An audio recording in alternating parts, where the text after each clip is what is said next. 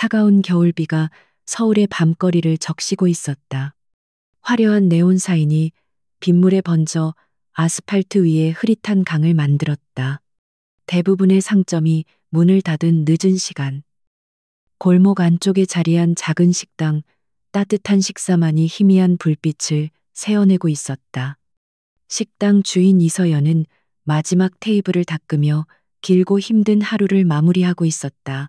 그녀의 식당은 크지 않았지만 항상 온기와 정성이 가득했다.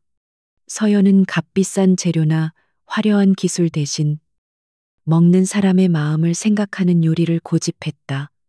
그 신념 덕분에 그녀의 작은 가게는 지친 직장인들과 가난한 학생들에게 소중한 안식처가 되어 주었다. 그녀는 그들의 허기진 배뿐만 아니라 지친 마음까지 채워주고 싶었다. 주방 정리를 마치고 앞치마를 풀던 서연은 무심코 창밖을 내다보았다. 빗줄기가 점점 거세지고 있었다. 그때 그녀의 시선이 식당 처마 밑에 웅크리고 있는 한 남자에게 멈췄다. 남루한 옷차림과 헝클어진 머리카락. 누가 보아도 그는 집 없는 노숙자였다. 그는 쏟아지는 비를 피하며 지친 몸을 가누지 못하고 있었다. 서연의 마음속에 순간적인 망설임이 스쳐 지나갔다. 늦은 시간이었고 낯선 남자를 가게 안으로 들인다는 것은 위험할 수도 있었다. 하지만 차가운 비를 맞으며 떨고 있는 그의 모습은 그런 걱정을 금세 잊게 만들었다. 그녀는 한숨을 내쉬며 뒷문으로 향했다. 그녀의 신념이 위험에 대한 두려움을 이긴 순간이었다. 차가운 문고리를 잡자 그녀의 결심은 더욱 굳어졌다. 문을 열자 차가운 밤 공기가 훅 끼쳐 들어왔지만 그녀의 목소리는 그와 반대로 따뜻했다. 저기요. 괜찮으세요? 그녀의 부름에 남자는 천천히 고개를 들었다. 흙먼지로 얼룩진 얼굴 위로 지독한 피로감과 경계심이 가득한 눈빛이 드러났다. 그 눈빛은 단순한 노숙자의 것이라고 하기엔 지나치게 날카롭고 깊었다. 마치 모든 것을 꿰뚫어보는 듯한 그 눈빛의 서연은 잠시 말문이 막혔다. 하지만 그녀는 이내 미소를 지으며 다시 말했다. 비가 많이 오네요. 들어와서 따뜻한 국물이라도 드시고 가세요. 돈은 받지 않을게요. 남자는 대답 없이 그녀를 빤히 쳐다보기만 했다. 그의 침묵 속에는 수많은 의심과 경계가 담겨 있었다. 세상의 냉혹함에 익숙해진 그에게 이유 없는 친절은 오히려 낯설고 위험한 것이었다. 하지만 서연의 눈빛에는 어떤 거짓이나 동정도 없었다. 그저 순수한 인간적인 온기만이 담겨 있을 뿐이었다. 몇 초간의 정적이 흐른 후 남자는 힘겹게 몸을 일으켰다. 그는 아무 말 없이 서연을 따라 식당 안으로 들어섰다. 가게 안에 따뜻한 공기가 그의 얼어붙은 몸을 감쌌다. 맛있는 음식 냄새가 코끝을 스치자 그는 자신이 얼마나 오랫동안 이런 평범한 온기를 잊고 살았는지 새삼 깨달았다. 서연은 그를 작은 테이블에 앉히고는 아무것도 묻지 않았다. 그녀는 그의 남루한 행색이나 사연에 대해 캐묻지 않고 그저 묵묵히 주방으로 향했다. 잠시 후 김이 모락모락 피어오르는 된장찌개와 따뜻한 밥 한 공기, 그리고 정갈한 밑반찬 몇 가지가 그의 앞에 놓였다. 특별할 것 없는 평범한 가정식 백반이었다. 남자는 한참 동안 눈앞의 음식을 내려다보았다. 마지막으로 이런 따뜻한 식사를 했던 것이 언제였는지 기억조차 나지 않았다. 그는 배신과 음모가 가득한 정글 속에서 살아남기 위해 모든 것을 버렸다. 스스로를 감추고 세상의 가장 낮은 곳으로 내려와 복수의 칼날을 갈고 있었다. 그의 이름은 강지훈. 대한민국을 움직이는 거대 기업 유령그룹에 숨겨진 CEO였다. 유령그룹의 부회장이자 그의 숙부인 박태민의 배신으로 모든 것을 잃을 위기에 처한 그는 반격을 준비하기 위해 스스로 노숙자가 되었다. 아무도 그를 알아보지 못하는 거리에서 그는 박태민의 비리와 약점을 파헤치고 있었다. 그 과정은 고독하고 위험했으며 그의 영혼은 날마다 조금씩 마모되어 갔다. 그런 그에게 서연이 내민 따뜻한 밥상은 단순한 음식이 아니었다. 그것은 그가 잊고 있던 인간에 대한 신뢰이자 세상에 아직 남아있는 온기였다. 지우는 천천히 숟가락을 들었다. 뜨거운 국물이 목을 타고 넘어가자 얼어붙었던 몸과 마음이 조금씩 녹아내리는 것 같았다.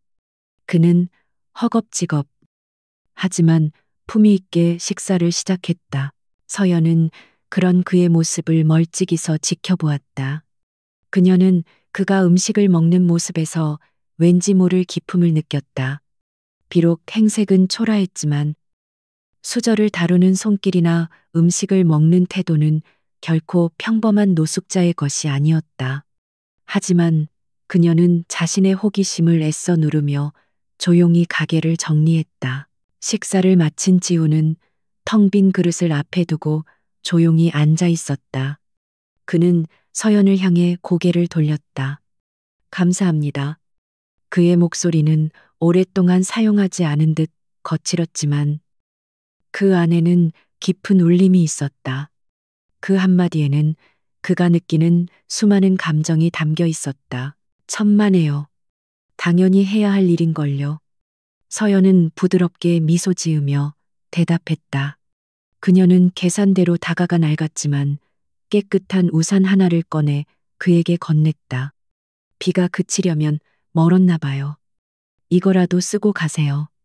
그리고 이건 내일 아침에 드시고요. 그녀는 작은 봉투에 빵 몇 개를 담아 함께 내밀었다. 지우는 그녀가 내민 우산과 빵 봉지를 말없이 받아들었다.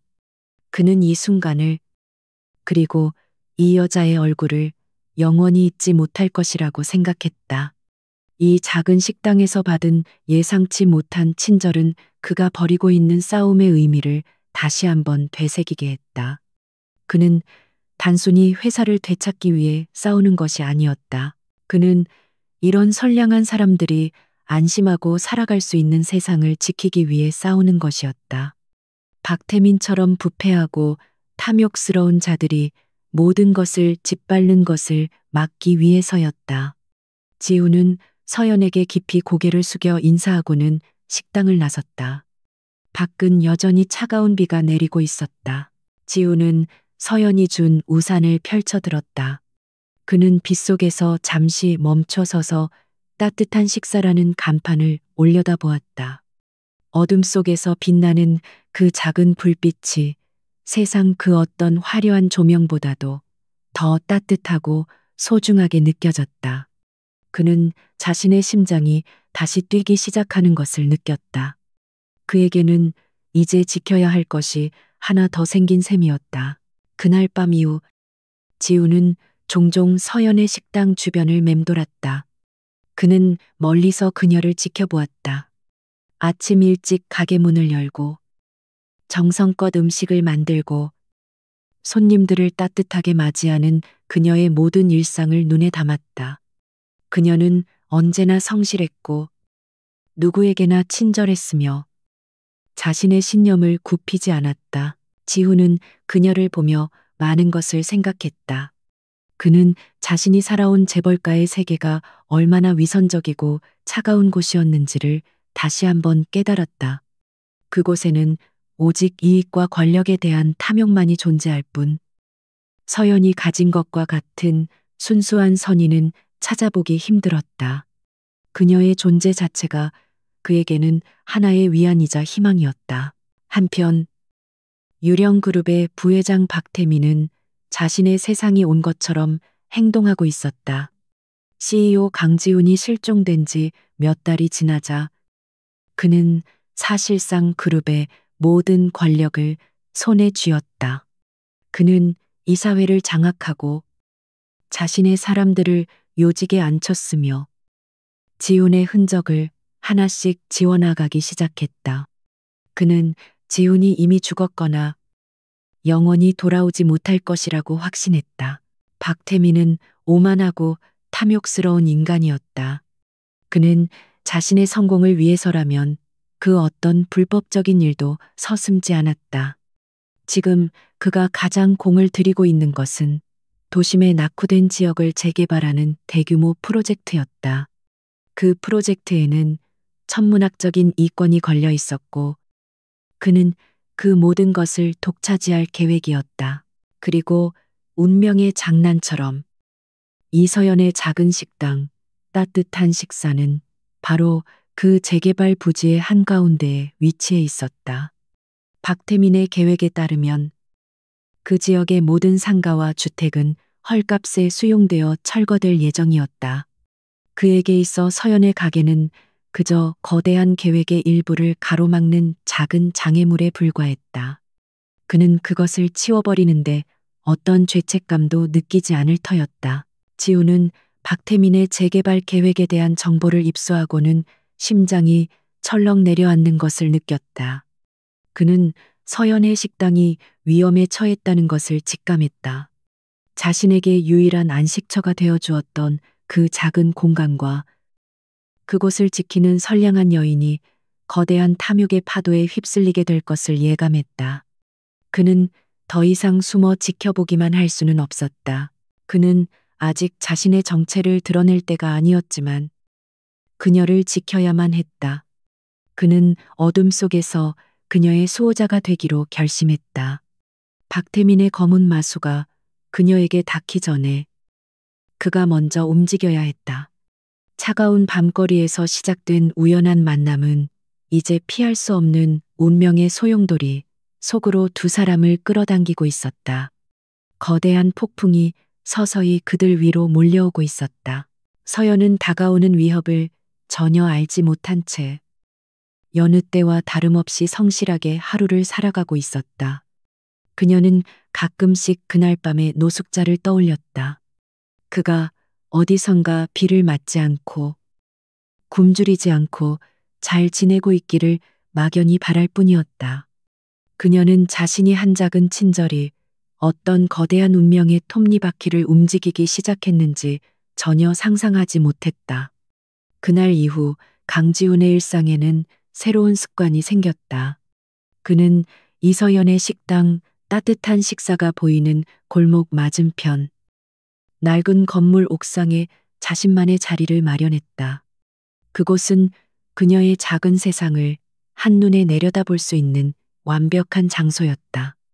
그는 스스로를 민준이라는 가명의 노숙자로 위장한 채 그녀의 하루를 조용히 지켜보기 시작했다. 아침 해가 뜨기 전 서연은 작은 스쿠터를 타고 식당에 도착했다. 그녀는 신선한 식재료가 담긴 상자들을 부지런히 안으로 옮겼다. 그녀의 작은 체구에서는 상상하기 힘든 강인함이 느껴졌다. 지훈은 그녀의 모든 움직임 하나하나를 눈에 담았다. 그녀가 가게 문을 열고 불을 켜고 하루를 준비하는 모습은 그에게 하나의 경건한 의식처럼 보였다. 식당 문이 열리면 다양한 사람들이 그곳을 찾았다. 넥타이를 맨 지친 직장인들, 주머니 사정이 넉넉지 않은 대학생들, 홀로 사는 노인들. 서연은 그들 모두에게 똑같이 따뜻한 미소와 정성 가득한 음식을 대접했다.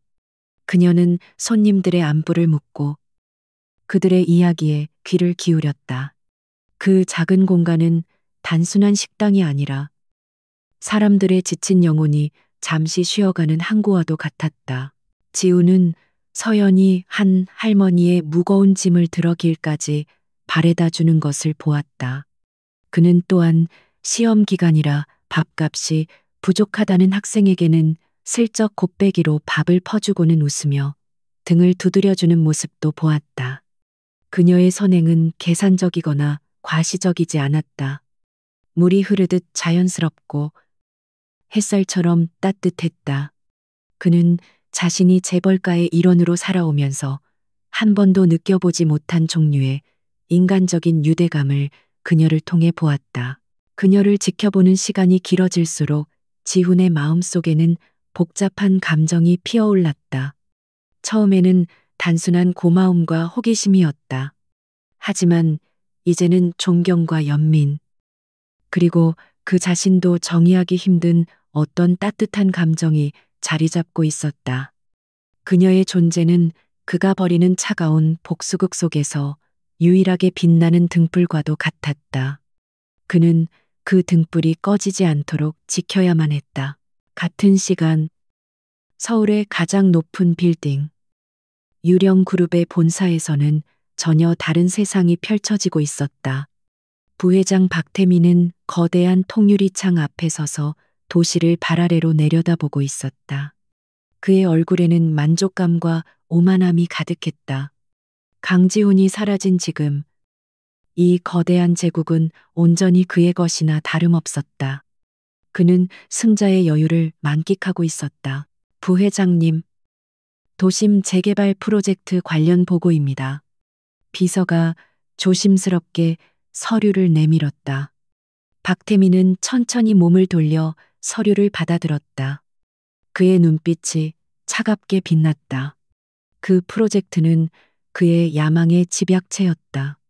그는 그곳에 자신의 이름을 딴 거대한 랜드마크를 세워 자신의 시대를 선포할 계획이었다. 진행 상황은 어떻지? 아직도 버티는 알박기들이 남아있나?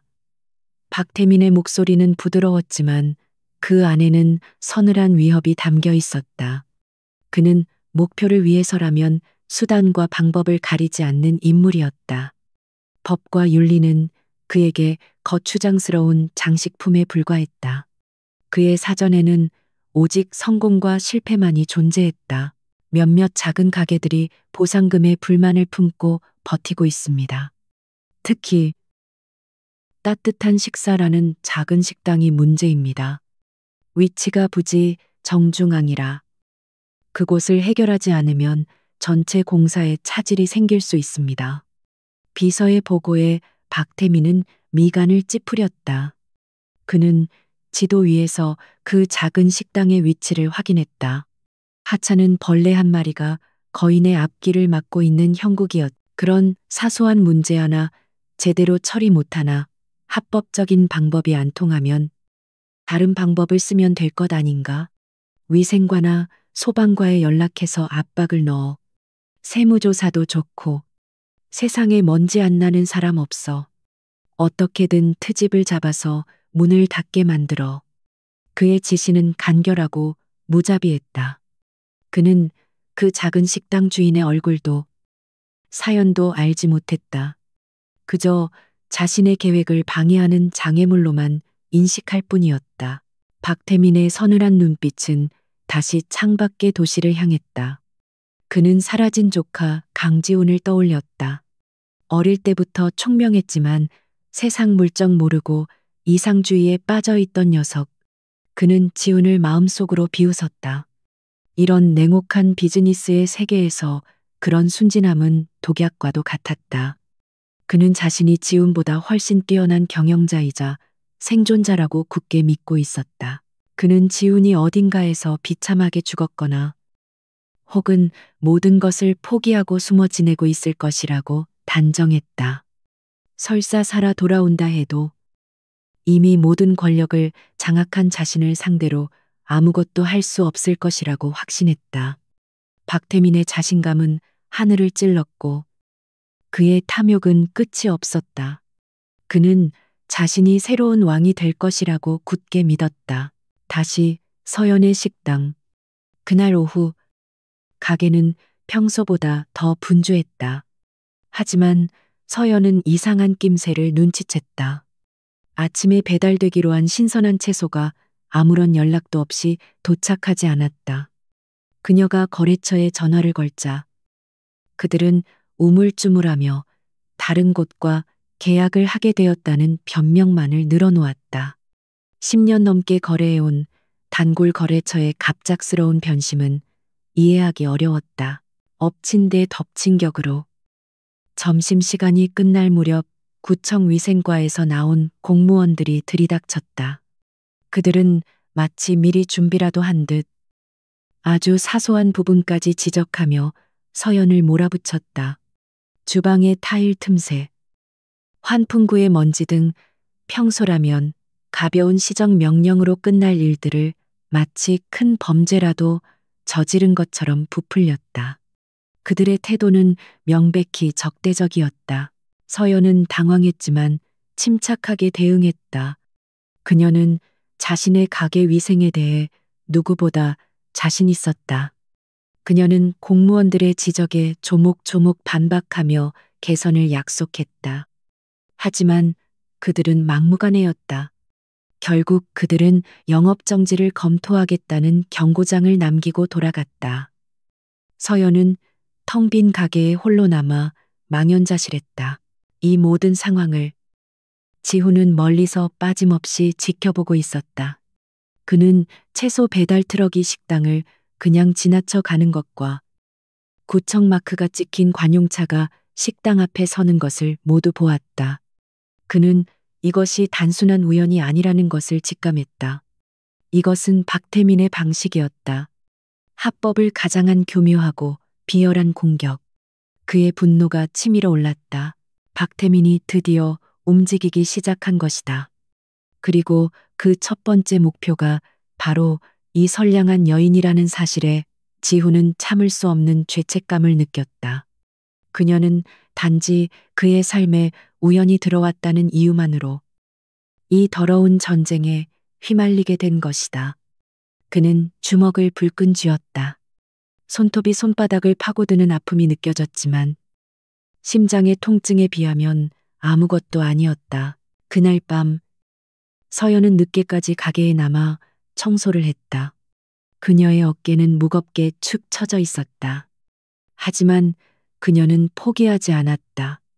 그녀는 다음 날 새벽 시장에 직접 가서 최고의 식재료를 구해왔다. 공무원들이 지적한 모든 것들을 밤새 완벽하게 고쳐놓았다. 그녀의 얼굴에는 피곤함이 가득했지만 눈빛만은 여전히 꺾이지 않은 의지로 빛나고 있었다. 지우는 밤새 불이 꺼지지 않는 식당을 지켜보며 그녀의 강인함에 다시 한번 감탄했다. 그녀는 결코 쉽게 무너질 여인이 아니었다. 하지만 그는 알고 있었다. 박태민의 공격은 이제 시작에 불과하다는 것을. 앞으로 더 거세고 비열한 방법들이 동원될 것이다. 그녀 혼자서는 거대한 유령 그룹의 힘을 감당할 수 없을 터였다. 지훈은 깊은 고뇌에 빠졌다. 그는 아직 때가 아니라고 생각했다. 박태민을 확실하게 무너뜨릴 증거를 더 모아야 했다. 성급하게 정체를 드러내는 것은 모든 것을 망칠 수 있는 위험한 도박이었다. 하지만 그는 서연이 무너지는 것을 그냥 지켜보고만 있을 수는 없었다. 그의 마음속에서 이성과 감정이 격렬하게 충돌했다. 결국 그는 결심을 굳혔다. 그는 아직 강지훈으로 돌아갈 수는 없지만 노숙자 민준으로서 그녀를 도울 수는 있었다. 그는 자신의 정보망과 숨겨둔 자원을 이용해 어둠 속에서 그녀를 지키는 그림자가 되기로 마음먹었다. 박태민의 공격을 막아내고 그녀가 자신의 소중한 공간을 지킬 수 있도록 보이지 않는 방패가 되어주기로 결심했다. 다음 날 아침, 서연은 식당 문 앞에서 작은 상자 하나를 발견했다. 상자 안에는 그녀가 구하지 못했던 최고급 유기농 채소들이 가득 담겨 있었다. 누가 보냈는지 알 수 없는 메모나 흔적은 전혀 없었다. 서연은 어리둥절했지만 일단은 감사한 마음으로 그 채소를 받았다. 그녀는 이것이 앞으로 이어질 기묘한 도움의 시작이라는 것을 알지 못했다. 멀리서 그 모습을 지켜보던 지우는 희미하게 미소를 지었다. 이것은 시작에 불과했다. 그는 박태민에게 보여줄 생각이었다. 아무리 거대한 권력이라도 진심과 선의로 뭉친 작은 것들을 함부로 짓밟을 수는 없다는 것을. 따뜻한 식당을 둘러싼 차가운 전쟁의 서막이 조용히 오르고 있었다. 이른 아침 이서연은 식당 문 앞에 놓인 의문의 채소 상자를 보며 깊은 생각에 잠겼다. 신선하고 질 좋은 유기농 채소들이었다. 어제 그렇게 애를 써도 구하지 못했던 것들이었다. 누가 보냈는지 알 수 없었지만 그 선의에 일단 감사하기로 했다. 그녀는 이 작은 행운이 앞으로 닥쳐올 시련의 서막이라는 것을 전혀 알지 못했다. 새로운 재료로 정성껏 음식을 준비하며 서연은 어제의 불쾌했던 일들을 잊으려 애썼다. 위생과 공무원들의 고압적인 태도와 단골 거래처의 갑작스러운 변심이 마음에 걸렸지만 그녀는 다시 힘을 냈다. 맛있는 음식을 만드는 것에만 집중하자고 다짐했다. 하지만 그녀의 바람과 달리 보이지 않는 위협은 더욱 교묘하고 집요하게 그녀의 일상을 파고들기 시작했다. 점심시간이 채 시작되기도 전에 어제의 그 위생과 공무원들이 다시 들이닥쳤다. 이번에는 더욱 기세등등한 모습이었다. 그들은 서연이 새로 들여온 유기농 채소를 문제 삼았다. 이 채소들, 출처가 불분명합니다. 정식 납품 계약서나 증명서가 있습니까? 그들의 목소리는 마치 범죄자를 신문하는 듯 날카로웠다. 서연은 황당했다. 이건 누가 저를 도우려고 보내주신 겁니다. 이렇게 좋은 재료를 두고 출처가 불분명하다니요. 그녀가 항변했지만 그들은 막무가내였다. 그들은 증명되지 않은 식재료를 사용하는 것은 식품위생법 위반이라며 당장 폐기 처분하라고 명령했다. 서연은 분노했지만 힘없는 그녀가 할 수 있는 일은 없었다. 그녀는 눈앞에서 싱싱한 채소들이 쓰레기 봉투에 담기는 것을 무력하게 지켜봐야만 했다. 설상가상으로 오후에는 인터넷에 그녀의 식당에 대한 악의적인 글이 올라왔다. 자신을 유명 음식 블로거라고 밝힌 작성자는 따뜻한 식사의 음식에서 벌레가 나왔고 주인의 태도가 매우 불손했다는 거짓 후기를 남겼다. 그 글은 매우 자극적이고 상세하게 조작되어 있었으며 순식간에 여러 커뮤니티로 퍼져나갔다. 식당의 평점은 순식간에 바닥으로 곤두박질 쳤다. 이럴 수가. 서연은 떨리는 손으로 스마트폰 화면을 내려다보았다. 단 한 번도 겪어보지 못한 종류의 공격이었다. 그녀의 식당은 그녀의 자부심이자 전부였다. 그런데 누군가가 이렇게 악의적으로 그녀의 노력을 짓밟고 있다는 사실에 눈앞이 캄캄해졌다. 그날 오후 식당을 찾는 손님들의 발길이 눈에 띄게 줄었다.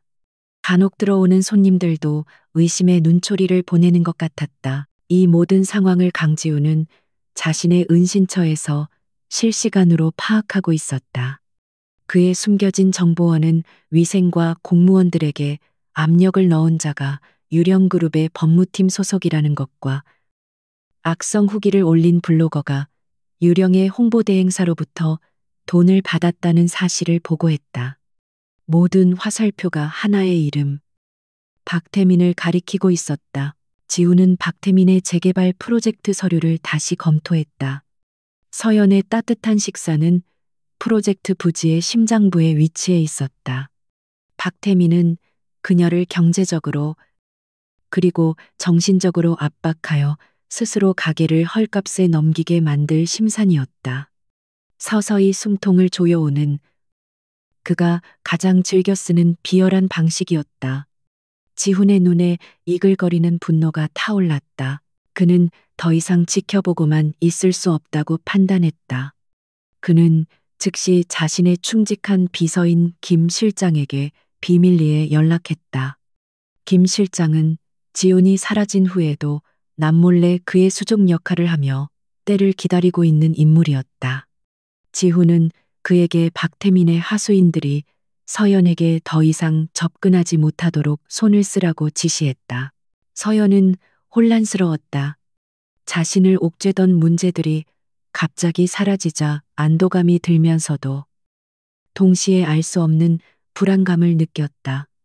이 모든 것이 우연이라고 하기에는 너무나도 절묘했다. 그녀는 문득 그날 밤의 노숙자를 떠올렸다. 그리고 가게 앞에 놓여 있던 채소 상자를 생각했다. 혹시 이 모든 일들이 그와 관련이 있는 것은 아닐까? 하지만 노숙자가 이런 일을 할 수 있을 리가 없었다. 그녀는 고개를 저으며 터무니없는 상상을 지워버렸다. 하지만 박태민의 공격은 거기서 끝나지 않았다. 그는 자신의 계획이 정체불명의 방해 세력에 의해 막히자 더욱 분노했다. 그는 더 이상 교묘한 방법을 사용할 필요가 없다고 판단했다.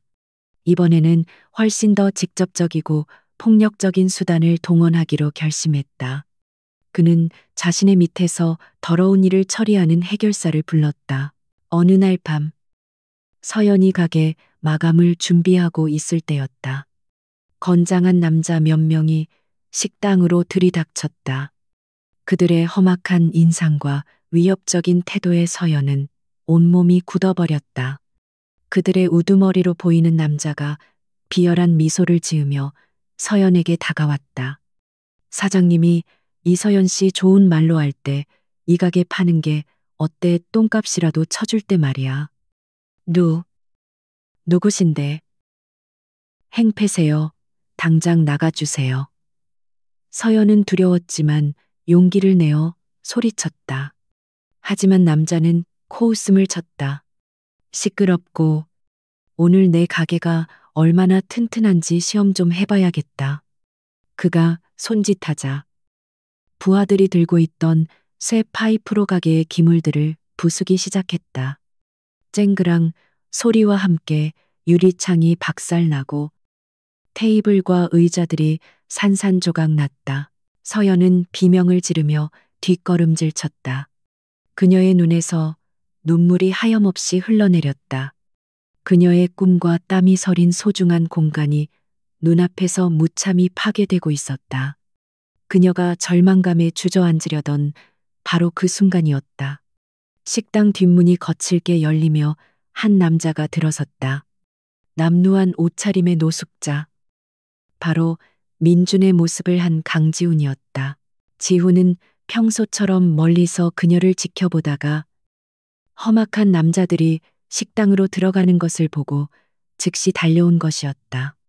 그의 눈빛은 평소의 공허함 대신 얼음처럼 차갑고 칼날처럼 날카로운 분노로 가득 차 있었다. 그는 부서진 식당 내부와 공포에 질려 떨고 있는 서연을 번갈아 보았다. 그리고 그의 분노는 극한에 달했다. 지금 뭐 하는 짓들이지? 지훈의 목소리는 낮고 조용했지만 그 안에 담긴 살기는 건달들을 압도하기에 충분했다. 건달의 우두머리가 어이없다는 듯 그를 쳐다보았다. 뭐야? 이 거지 새끼는 죽고 싶어 환장했나?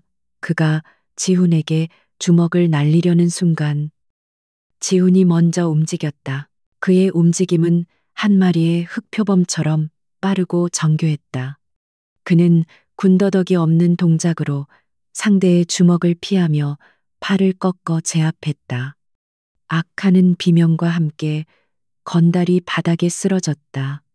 다른 건달들이 놀라 쇠 파이프를 휘두르며 달려들었지만 지훈에게는 상대가 되지 않았다. 그는 수년간 연마해온 특수 격투술로 그들을 차례차례 쓰러뜨렸다. 순식간에 상황은 종료되었다. 건장한 건달들은 모두 바닥에 쓰러져 신음하고 있었다. 지훈은 싸움의 흔적 하나 없이 멀쩡하게 서 있었다. 그의 옷은 여전히 남루했지만 그에게서 뿜어져 나오는 위압감은 그 어떤 제왕보다도 강렬했다. 서연은 눈앞의 광경을 믿을 수 없다는 듯 입을 벌린 채 그를 쳐다보고 있었다. 그녀가 알던 그 무기력한 노숙자가 아니었다. 그는 훈련받은 전문가처럼 냉철하고 강했다. 지훈은 쓰러진 건달의 우두머리에게 다가가 멱살을 잡아 올렸다. 그의 귓가에 얼음처럼 차가운 목소리로 속삭였다.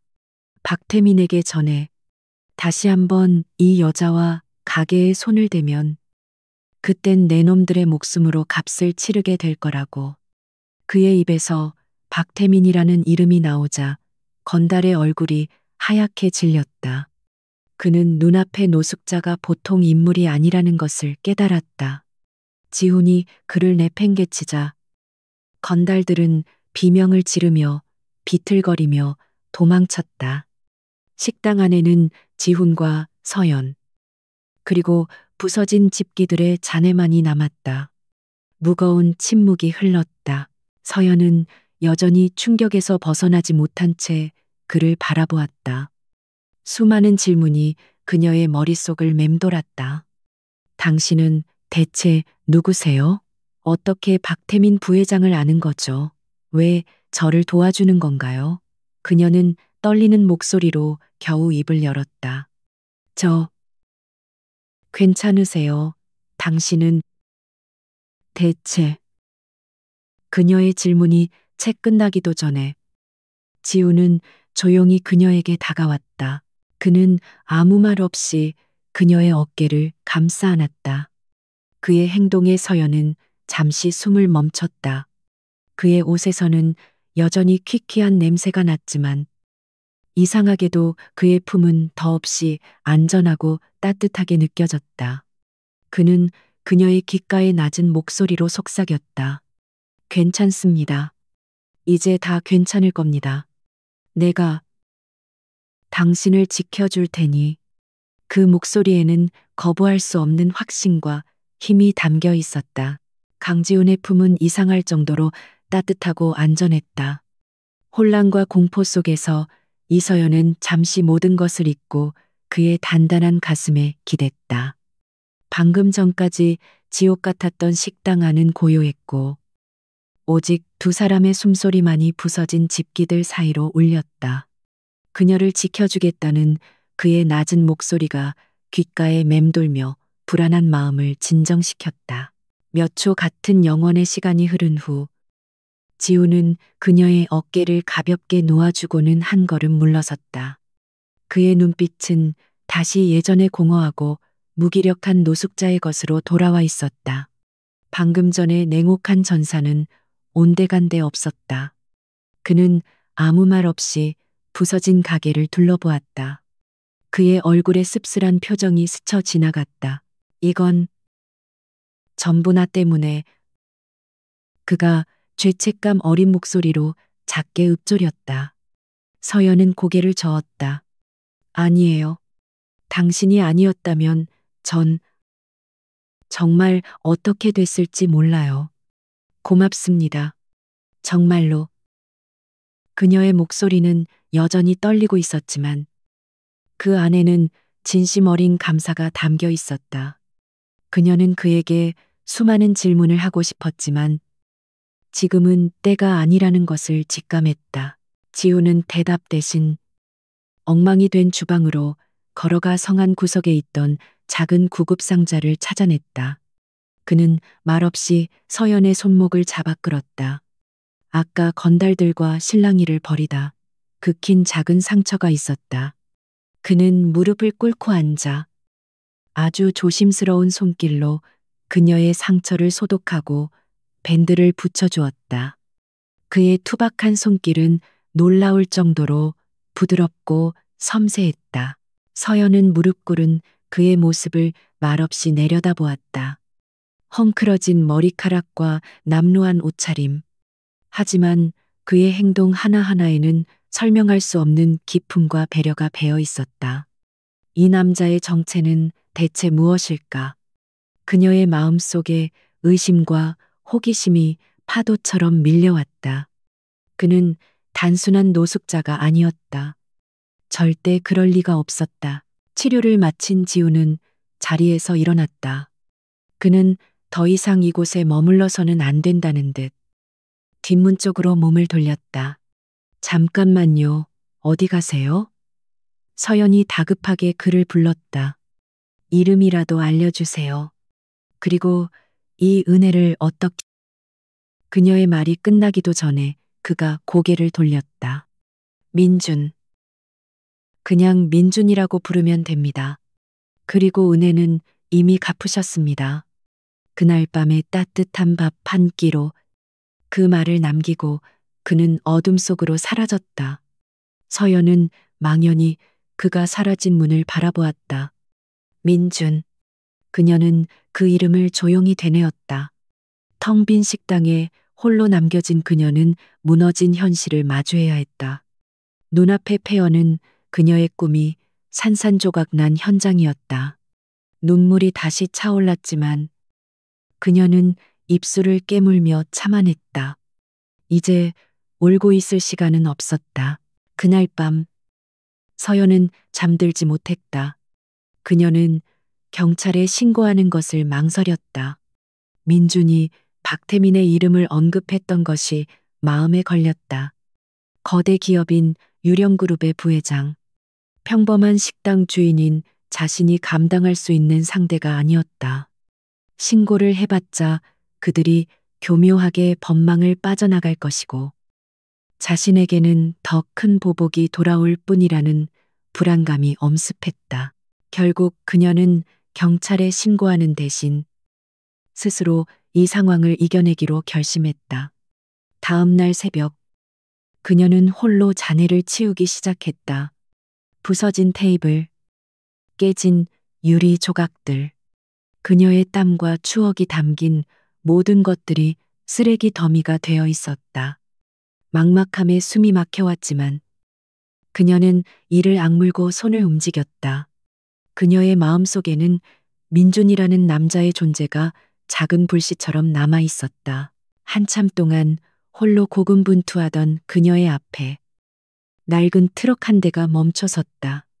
트럭에서는 연장 가방을 든 노인 한 명이 내렸다.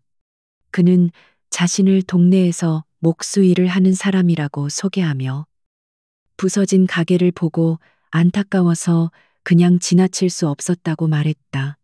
그는 재료비만 받고 가게를 수리해주겠다고 제안했다. 그의 제안은 절망에 빠진 서연에게 한 줄기 빛과도 같았다. 노인의 도움으로 가게 복구는 생각보다 빠르게 진행되었다. 그는 마치 마법사처럼 부서진 가구들을 뚝딱뚝딱 고쳐냈고 깨진 유리창도 새 것으로 갈아 끼웠다. 서연이 고마움의 식사라도 대접하려 했지만 그는 웃으며 손사래를 치고는 호련히 사라졌다. 마치 처음부터 그곳에 없었던 사람처럼 서연은 그저 어리둥절할 뿐이었다. 사실 그 목수는 강지훈이 수소문하여 보낸 사람이었다. 그는 지훈의 아버지 선대 회장 시절부터 유령그룹의 가구를 도맡아온 장인이었다. 회장이 죽고 박태민이 실권을 잡자 은퇴했던 그를 지훈이 비밀리에 찾아가 도움을 청한 것이었다. 지훈은 멀리서 자신의 가게처럼 정성껏 식당을 수리하는 노인의 모습을 보며 조용히 고개를 숙였다. 지훈의 보이지 않는 도움은 거기서 그치지 않았다. 그는 김 실장을 통해 경찰에 압력을 넣어 그날 밤의 사건이 단순 좀 도둑의 소행으로 종결되도록 만들었다. 또한 그는 식당 주변에 CCTV를 모두 확보하여 박태민의 해결사들이 찍힌 영상을 자신의 비밀 금고에 보관했다. 이것은 언젠가 박태민의 숨통을 끊을 또 하나의 비수가 될 것이었다. 며칠 후 서연의 따뜻한 식사는 이전보다 더 깔끔하고 단단한 모습으로 다시 문을 열었다. 가게를 다시 열었지만 서연의 마음속에는 민준에 대한 생각으로 가득했다. 그는 어디에 있을까? 밥은 제대로 먹고 있을까? 그녀는 그를 다시 만나고 싶었다. 그에게 묻고 싶은 것이 너무나도 많았다. 그녀는 매일 밤 가게 문을 닫기 전 그가 처음 나타났던 뒷문 앞에 따뜻한 밥과 국이 담긴 작은 소반을 내어놓기 시작했다. 혹시라도 그가 배고픈 채 밤거리를 헤맬까 걱정되었기 때문이다. 그것은 그녀가 자신의 수호자에게 보낼 수 있는 유일한 감사의 표시였다. 그녀는 그가 이 음식을 먹든 먹지 않든 매일 밤 그를 위한 식사를 준비했다. 지우는 멀리서 그 모습을 모두 지켜보고 있었다. 그녀가 자신을 위해 차려놓은 따뜻한 밥상. 그는 차마 다가가 그것을 먹을 수가 없었다. 자신의 더러운 복수극에 그녀를 더 깊이 끌어들이고 싶지 않았기 때문이다. 하지만 매일 밤 차려지는 그 작은 밥상은 얼어붙은 그의 마음을 녹이는 가장 따뜻한 위로가 되었다. 그녀의 강인함과 따뜻함에 지우는 다시 한번 자신의 결의를 다졌다. 그는 더 이상 망설이지 않을 것이었다. 그는 박태민을 끌어내리고 자신의 자리를 되찾아야만 했다. 그것만이 이 모든 비극을 끝내고 저 선량한 여인을 지킬 수 있는 유일한 방법이었다. 그는 그녀를 위험에 빠뜨린 만큼 이제 그녀에게 안전한 세상을 선물해 주어야 할 의무가 있었다. 서연은 자신의 삶에 나타난 미스터리한 수호자의 존재를 느끼며 하루하루를 버텨나갔다. 그녀는 이제 혼자가 아니었다. 비록 보이지는 않지만 누군가가 자신을 지켜보고 있다는 믿음이 그녀를 더 강하게 만들었다. 그녀는 그가 누구이든 언젠가 다시 만날 수 있으리라 믿었다. 두 사람의 인연은 보이지 않는 끈으로 더욱 단단하게 연결되고 있었다. 박태민은 자신의 집무실에서 분노에 찬 얼굴로 창밖을 노려보고 있었다. 그의 완벽한 계획에 차질이 생겼다. 고작 작은 식당 하나를 처리하지 못해 재개발 프로젝트 전체가 지연되고 있었다. 위생과를 동원한 압박도, 블로거를 이용한 여론전도, 심지어 해결사를 동원한 물리적인 협박까지 모두 정체불명의 누군가에 의해 무력화되었다. 그의 자존심에 깊은 상처가 났다. 그는 자신의 권위에 도전하는 보이지 않는 손의 존재에 불쾌감을 느꼈다. 강지훈이 사라진 이후 유령그룹 안에서 감히 자신의 심기를 거스르는 자는 아무도 없었다. 그런데 일개 식당 주인을 비호하는 세력이 나타나다니 그는 이것을 자신에 대한 심각한 모욕으로 받아들였다. 감히 누구든 내 앞길을 막는 자는 용서하지 않겠다. 그는 나직이 읊조리며 주먹을 불끈 쥐었다. 인내심이 바닥난 박태민은 더 이상 교묘한 수를 쓰지 않기로 했다.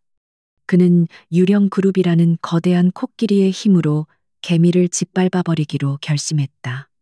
그는 법무팀과 건설부서를 호출해 긴급회의를 소집했다. 그의 지시는 단호하고 무자비했다. 수단과 방법을 가리지 말고 당장 그 식당을 철거할 방법을 찾아내. 안전 문제든 공공의 이익이든 모든 명분을 만들어 내일 당장 불도저를 투입할 수 있도록 준비해. 박태민의 명령에 법무팀은 일사불란하게 움직였다. 그들은 서류를 조작하고 구청의 담당 공무원들을 매수하여 따뜻한 식사 건물이 심각한 안전상의 위험을 안고 있으며 긴급 철거가 불가피하다는 허위 진단서를 만들어냈다.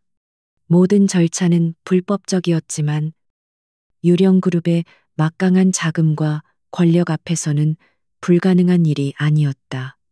단 하루 만에 모든 서류 작업이 완료되었다. 다음 날 아침 이서연은 자신의 식당으로 향하다가 눈앞의 광경에 숨을 멈췄다.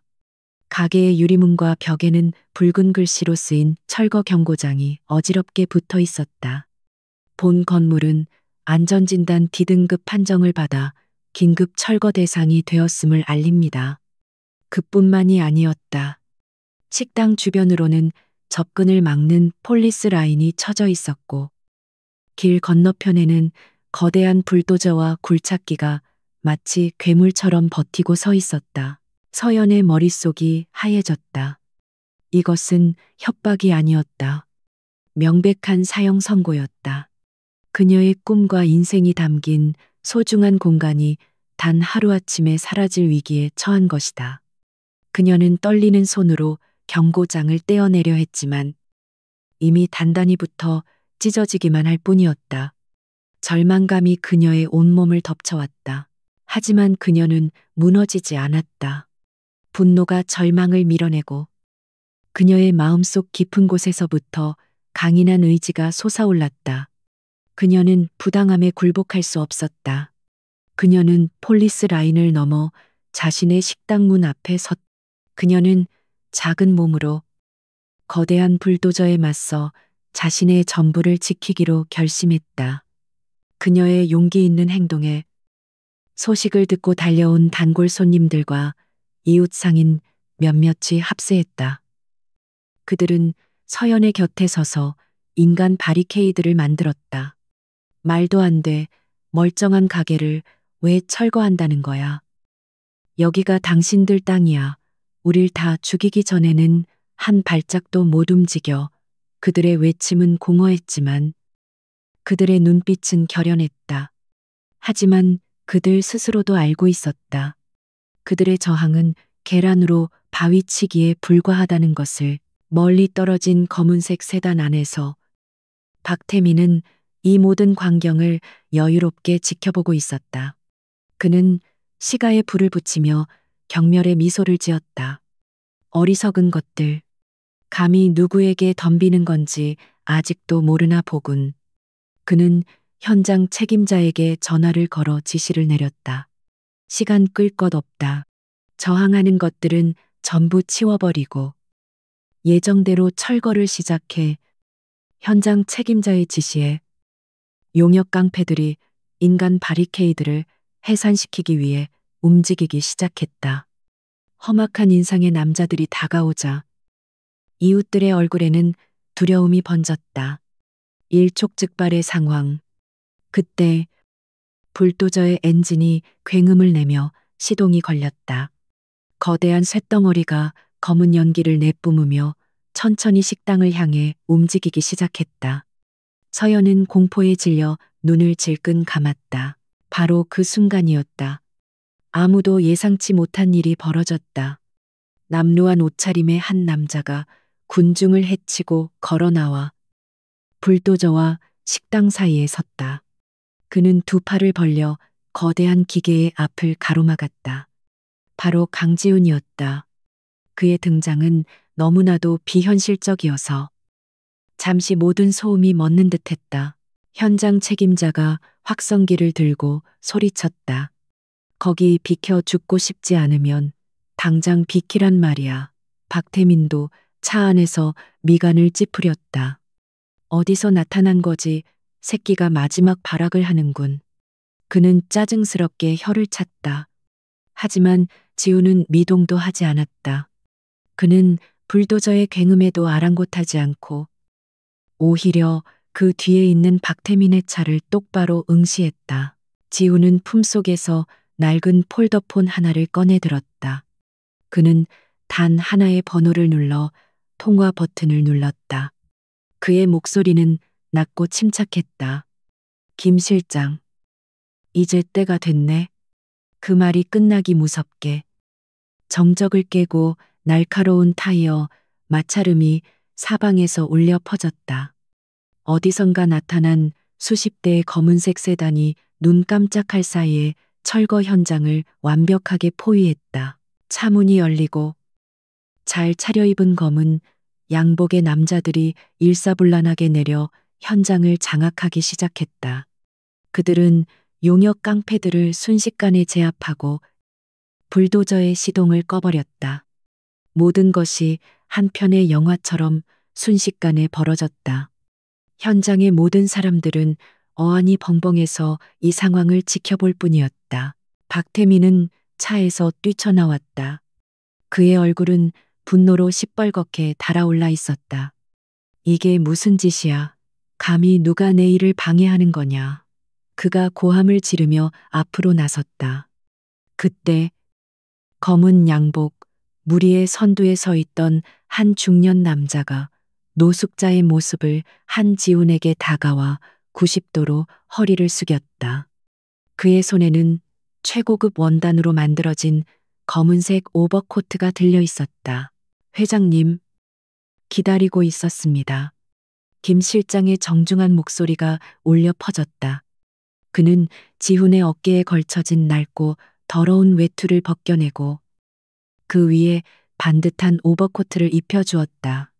그 순간 지훈의 분위기는 완전히 달라졌다. 남루한 노숙자의 모습은 사라지고 범접할 수 없는 위엄과 카리스마를 지닌 제왕의 모습이 드러났다. 박태민은 눈앞의 광경을 믿을 수 없다는 듯 제자리에 얼어붙었다. 그의 눈이 경악으로 커졌다. 그는 천천히 지훈에게로 다가갔다. 더러운 흙먼지 밑으로 드러난 얼굴은 그가 죽었거나 영원히 사라졌다고 믿었던 바로 그 얼굴이었다. 그의 입술이 파랗게 질린 채 떨렸다. 지훈, 박태민의 목소리는 거의 비명에 가까웠다. 지훈은 차가운 미소를 지으며 그를 마주 보았다. 오랜만이군. 작은아버지, 내가 없는 동안 회사에서 아주 재미있는 일들을 많이 벌여놓으셨더군. 그의 목소리는 얼음처럼 차가웠고 그의 눈빛은 박태민의 심장을 꿰뚫는 것 같았다. 박태민은 공포에 질려 뒷걸음질 쳤다. 이 모든 광경을 이서연은 바로 뒤에서 망연자실한 채 지켜보고 있었다. 그녀가 가엾게 여겨 따뜻한 밥을 건넸던 남자. 민준이라는 이름으로 불렸던 침묵의 수호자. 그녀를 위해 싸워주고 보이지 않는 곳에서 그녀를 지켜주었던 그 남자가 대한민국을 움직이는 거대 기업 유령그룹의 진짜 주인이었다. 그녀의 세상이 송두리째 뒤집히는 순간이었다. 그녀는 거지와 왕, 두 개의 얼굴을 가진 그 남자를 보며 아무 말도 할 수 없었다. 현장의 공기는 얼어붙은 듯했다. 모든 소음이 멎고 시간마저 멈춘 것 같았다. 사람들은 눈앞에 비현실적인 광경의 넋을 잃고 서 있었다. 초라한 노숙자가 대한민국 재계의 거물, 유령그룹에 숨겨진 황태자였다는 사실은 그들의 상식을 마비시키기에 충분했다. 그 중심에 선 이서연은 가장 큰 충격에 휩싸여 있었다. 그녀의 시선은 강지훈에게 고정되어 있었다. 그의 어깨에 걸쳐진 고급스러운 오버코트, 한치의 흐트러짐 없는 자세, 모든 것을 꿰뚫어 보는 듯한 깊은 눈빛, 그가 풍기는 압도적인 위압감은 그녀가 알던 민준의 모습과 겹쳐지며 극심한 혼란을 일으켰다. 그녀의 머릿속이 하얗게 비어버린 것 같았다. 강지훈은 더 이상 박태민에게 시선을 주지 않았다. 그는 이미 끝난 사냥감에게는 흥미가 없다는 듯 김 실장에게 짧고 단호하게 명령했다. 작은아버지는 본사 감사팀으로 정중히 모셔가도록 당신들이 저지른 불법 철거 시도와 관련된 모든 증거 한치의 오차도 없이 확보해. 네, 회장님. 김 실장이 고개를 숙이자 검은 양복의 남자들이 일사불란하게 움직였다. 그들은 공포에 질려 발버둥 치는 박태민을 양쪽에서 붙들었다. 이거나 내 놈이 감히 나에게 이럴 순 없어. 강지훈 박태민의 발악 섞인 외침은 지훈의 차가운 무관심 속에 공허하게 흩어졌다. 지훈은 엉망이 된 현장을 둘러보았다.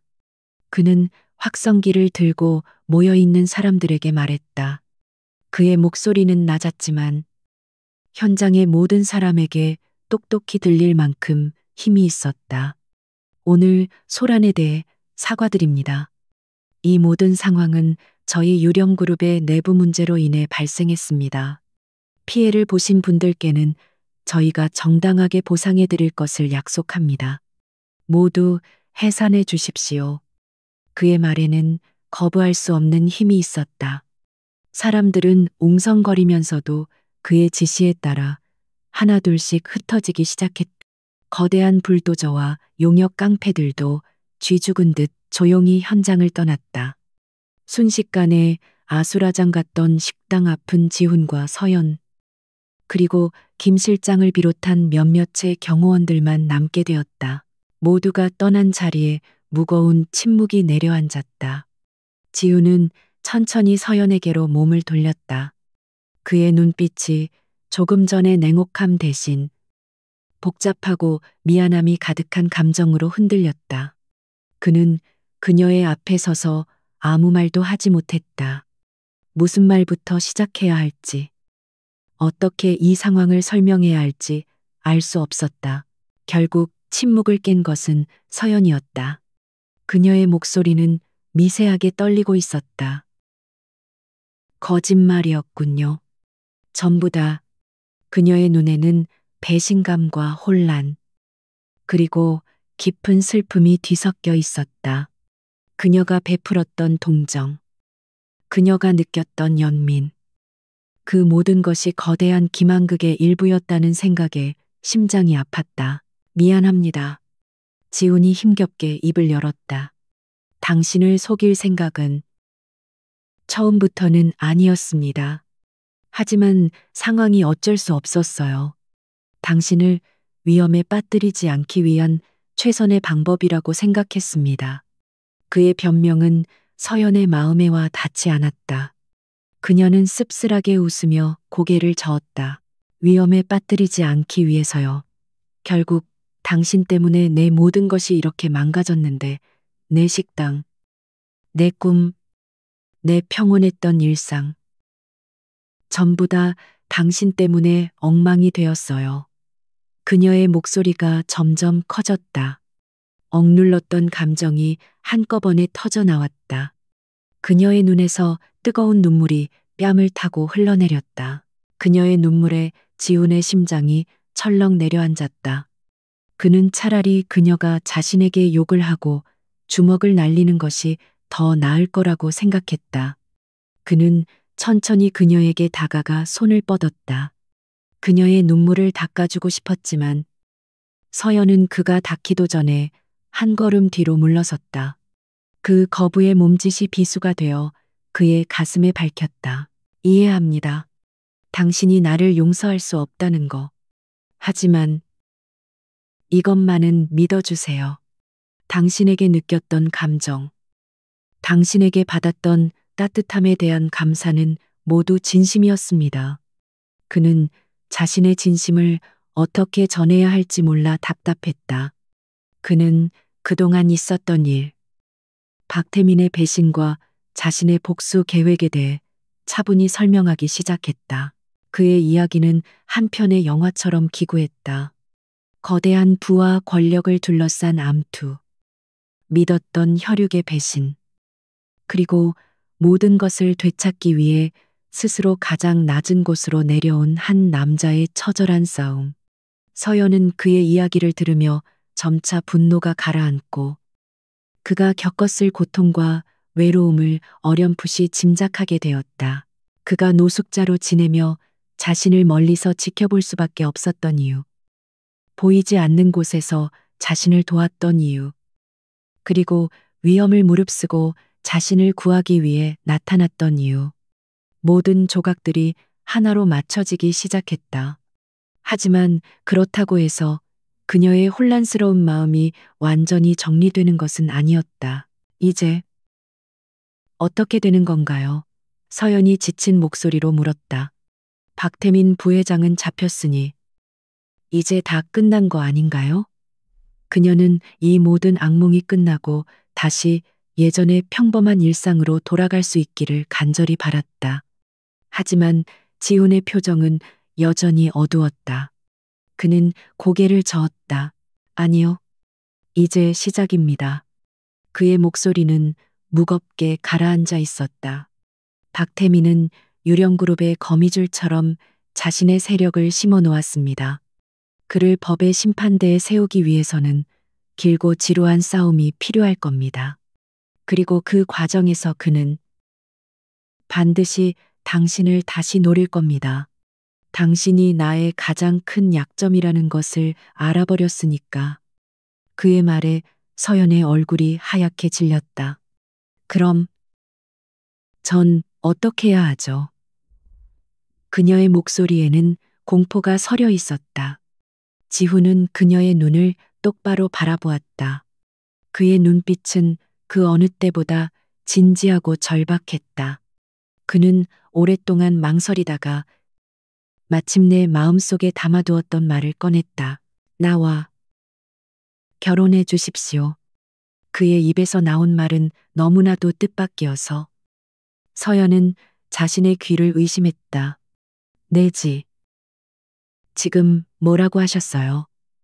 그녀가 충격 속에서 되물었다. 지우는 한 걸음 더 그녀에게 다가섰다. 그의 목소리에는 흔들림이 없었다. 결혼해달라고 했습니다. 이서연 씨. 그는 잠시 숨을 골랐다가 다시 말을 이었다. 이건 단순한 감정의 문제가 아닙니다. 이것만이 내가 당신을 완벽하게 지킬 수 있는 유일한 방법입니다. 당신이 내 아내가 된다면, 유령 그룹의 안주인이 된다면, 박태민은 물론 그 누구도 감히 당신에게 손댈 수 없게 됩니다. 법적인 보호막보다 더 강력한 나의 이름이라는 방패를 당신에게 주고 싶습니다. 그것은 낭만적인 청혼이 아니었다. 그것은 전쟁터 한가운데서 맺는 생존을 위한 동맹 제안이었다. 서연은 할 말을 잃었다. 그녀의 인생이 한 남자로 인해 송두리째 흔들리고 있었다. 평범한 식당 주인이었던 그녀에게 재벌가의 안주인이라는 자리는 상상조차 해본 적 없는 것이었다. 그녀는 혼란스러웠다. 그의 제안을 받아들이는 것은 자신의 인생을 포기하고 낯설고 위험한 세계로 뛰어드는 것과 같았다. 하지만 거절한다면 박태민의 보복은 불보듯 뻔했다. 그녀는 다시 혼자서 그 모든 위협을 감당해야 할 것이다. 그녀는 부서진 식당의 잔해를 둘러보았다. 그녀의 꿈이 짓밟힌 현장은 그의 말이 결코 과장이 아님을 증명하고 있었다. 그녀는 오랫동안 침묵했다. 그녀의 머릿속에서 수만 가지 생각이 충돌했다. 그녀는 지훈의 얼굴을 보았다. 그의 눈에는 그녀를 지키고자 하는 절박함과 함께 한 남자로서 그녀를 향한 진실된 감정이 담겨 있었다. 그녀는 깨달았다. 이 남자는 자신의 모든 것을 걸고 이 제안을 하고 있다는 것을. 마침내 그녀는 결심을 굳혔다. 그녀는 더 이상 도망치거나 숨지 않을 것이다. 이 부당한 현실에 맞서 싸울 것이다. 그녀는 떨리는 숨을 내쉬고 지훈의 눈을 똑바로 마주보며 말했다. 그녀의 목소리는 작았지만 그 안에는 강철 같은 의지가 담겨 있었다. 좋아요. 당신의 제안을 받아들이겠어요. 그녀의 대답에 지훈의 눈이 커졌다. 하지만 서연의 말은 아직 끝나지 않았다. 하지만 조건이 있어요. 전 그냥 숨어서 보호만 받는 인형이 되지 않겠어요. 이건 동맹이에요. 당신이 박태민과 싸우는 것처럼 나도 내 방식으로 싸울 거예요. 나를 당신의 아내이기 이전에 당신의 싸움을 함께하는 파트너로 인정해 주세요. 서연의 당찬 조건에 지우는 잠시 놀란 표정을 짓다가 이내 깊고 부드러운 미소를 지었다. 바로 이것이 그가 사랑에 빠졌던 그녀의 모습이었다. 꺾이지 않는 강인함, 부당함에 맞서는 용기. 그는 기꺼이 고개를 끄덕였다. 약속합니다. 당신은 나의 가장 소중한 파트너가 될 겁니다. 두 사람은 부서진 식당의 잔해 위에서 서로를 마주 보았다. 그들의 눈빛이 허공에서 마주쳤다. 그것은 세상에서 가장 기묘하고 위험한 약혼식이었다. 낭만적인 약속 대신 공동의 적에 맞서기 위한 굳은 맹세가 그들 사이에 오고 갔다. 이제 새로운 전쟁이 시작될 것이었다. 그리고 그들은 이제 혼자가 아니라 함께 그 전쟁터로 걸어 들어갈 것이었. 유령그룹의 총수. 강지훈의 약혼녀가 된 이서연의 삶은 하루아침에 송두리째 바뀌었다. 그녀는 정들었던 작은 식당을 잠시 닫고 서울에서 가장 호화로운 저택이 모여 있는 평창동의 강지훈의 본가로 거처를 옮겼다. 그녀가 평생 살아온 작은 원룸과는 비교도 할 수 없는 박물관처럼 거대하고 차가운 대저택이었다. 대리석 바닥은 그녀의 발소리를 차갑게 메아리쳤고 높다란 천장에 달린 샹들리에는 눈이 부실 정도로 빛났지만 조금도 따뜻하게 느껴지지 않았다. 모든 가구는 최고급이었고 벽에 걸린 그림들은 수억 원을 호가했지만 그곳에는 그녀의 따뜻한 식사에 있던 사람 사는 온기가 없었다. 서연은 화려한 새장 속에 갇힌 새가 된 기분이었다. 그녀를 기다리고 있던 것은 지훈의 유일한 혈육인 고모 강선이와 그녀의 딸 최수진이었다. 그들은 지훈의 부모님이 돌아가신 후 집안의 안주인 행세를 하고 있었다. 그들은 머리부터 발끝까지 서연을 훑어보며 노골적인 경멸감을 드러냈다. 그들의 눈에는 서연이 신분 상승을 노리고 지훈에게 의도적으로 접근한 근본 없는 여자로 보일 뿐이었다. 네가 지훈이 말한 그 여자로구나. 듣던 대로 참 평범하게 생겼네. 고모 강선이의 목소리는 꿀을 바른 듯 달콤했지만 그 안에는 날카로운 가시가 숨어 있었다. 사촌 수지는 아예 비웃음을 감추지도 않았다. 엄마, 평범한 게 아니라 촌스러운 거겠죠. 저 옷 좀 봐. 어느 시장 좌판에서 사 입은 건지. 서연은 순간 얼굴이 화끈거렸지만 이내 평정을 되찾았다. 그녀는 이곳이 결코 만만한 곳이 아님을, 자신이 이곳에서 살아남기 위해서는 강해져야 함을 깨달았다. 그녀는 허리를 꼿꼿이 펴고 그들의 눈을 똑바로 마주보며 말했다. 처음 뵙겠습니다. 이서연이라고 합니다. 제 옷차림이 두 분의 기준에 미치지 못해 죄송합니다. 하지만 전 자신을 부끄럽게 생각하지 않습니다. 그녀의 당당한 태도에 강선이와 최수진은 잠시 말문이 막혔다. 그때 지훈이 서연의 어깨를 감싸며 나섰다. 그의 목소리는 얼음장처럼 차가웠다. 고모, 수진아, 내 사람에게 무례하게 굴지 마. 서연 씨는 곧 이 집의 안주인이 될 사람이야. 그리고 내가 선택한 사람이고 내 선택을 존중할 수 없다면 이 집에서 나가도 좋아. 지훈의 단호한 선언에 두 사람의 얼굴이 하얗게 질렸다. 그들은 더 이상 아무 말도 하지 못했다. 서연은 자신을 보호하는 지훈의 단단한 모습에 가슴 한구석이 따뜻해지는 것을 느꼈다. 하지만 동시에 깨달았다. 이것은 시작에 불과하다는 것을. 집안의 적보다 더 무서운 적들이 집 밖에서 그녀를 기다리고 있을 터였다. 며칠 후 유령 그룹의 긴급 이사회가 소집되었다. 강지훈이 자신의 약혼녀를 이사들에게 공식적으로 소개하는 자리였다. 서연은 지훈이 준비해준 단정하고 품위 있는 정장을 입고 수십 명의 날카로운 눈빛 앞에 섰다. 회의실의 공기는 팽팽한 긴장감으로 가득했다.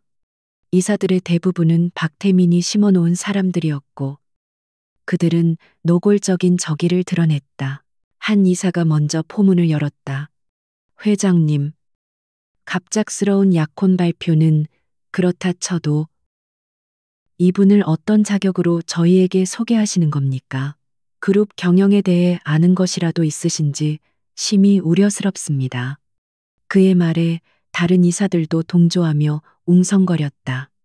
그들은 서연의 작은 식당 경력을 비웃으며 그녀를 무시했다.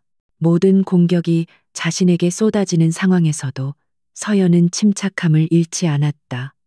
그녀는 자신을 요리사에 비유했다. 저는 경영에 대해서는 아는 것이 없습니다. 하지만 저는 요리사입니다. 좋은 요리는 최고의 재료에서 시작됩니다. 그리고 어떤 재료가 신선하고 어떤 재료가 썩었는지 가려내는 것이 제 전문 분야입니다. 저는 유령그룹이라는 거대한 주방에서 어떤 재료가 우리를 병들게 하는지 찾아내고 싶습니다. 그녀의 비유는 신선하고 날카로웠다. 회의실은 순간 조용해졌다. 그녀의 말은 박태민의 세력들에게는 명백한 선전포고였다. 지우는 그녀의 옆에서 자랑스러운 미소를 감추지 못했다. 그는 자신의 선택이 틀리지 않았음을 다시 한번 확신했다. 그녀는 보호만 받아야 할 연약한 존재가 아니라 함께 싸울 수 있는 최고의 파트너였다. 그날 이후 서연은 본격적으로 유령그룹의 내부를 파고들기 시작했다. 지우는 그녀에게 자신의 사무실 옆에 작은 공간을 마련해주고 그룹의 모든 자료에 접근할 수 있는 권한을 주었다. 서연은 복잡한 재무제표나 사업 보고서 대신 아주 사소하고 기본적인 것들부터 살펴보기 시작했다. 그것은 그녀만의 방식이었다. 그녀는 그룹의 직원 식당과 임원들을 위한 케이터링 서비스 계약서에 주목했다.